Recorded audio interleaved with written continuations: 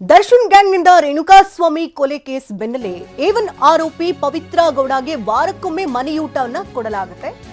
ಅದಕ್ಕೆ ಮನವಿಯನ್ನು ಕೂಡ ಸಲ್ಲಿಸಿದ್ರು. ಪವಿತ್ರ ಜೊತೆ ನಾಗರಾಜು ಹಾಗೂ ಲಕ್ಷ್ಮಣ್ಗೂ ಕೂಡ ಮನೆಯೂಟವನ್ನ ಕೊಡಲಾಗುತ್ತೆ. ಬೆಂಗಳೂರಿನ 57ನೇ CCH ಕೋರ್ಟ್ನಿಂದ ಆದೇಶವನ್ನ ಹೊರಡಿಸಲಾಗಿದೆ.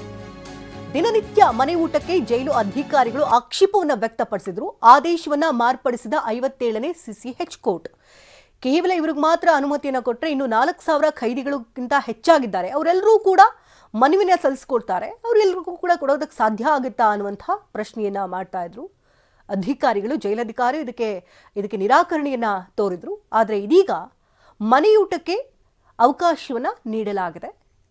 ವಾರಕ್ಕೊಮ್ಮೆ ಮನೆಯೂಟವನ್ನ ಕೊಡೋದಕ್ಕೆ ಕೋರ್ಟ್ ಅನುಮತಿಯನ್ನ ನೀಡಿದೆ. ಪವಿತ್ರ ಜೊತೆಗೆ ನಾಗರಾಜು ಹಾಗೂ ಲಕ್ಷ್ಮಣ್ಗೂ ಮನೆಯೂಟವನ್ನ ನೀಡಲಾಗುತ್ತೆ. ಬೆಂಗಳೂರಿನ 57ನೇ CCH ಕೋರ್ಟ್ನಿಂದ ಆದೇಶವನ್ನ ಹೊರಡಿಸಲಾಗಿದೆ.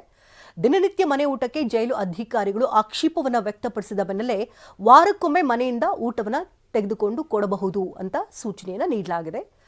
ಆದೇಶವನ್ನ ಈಗ ಮಾರ್ಪಡಿಸಿದೆ 57ನೇ CCH ಕೋರ್ಟ್.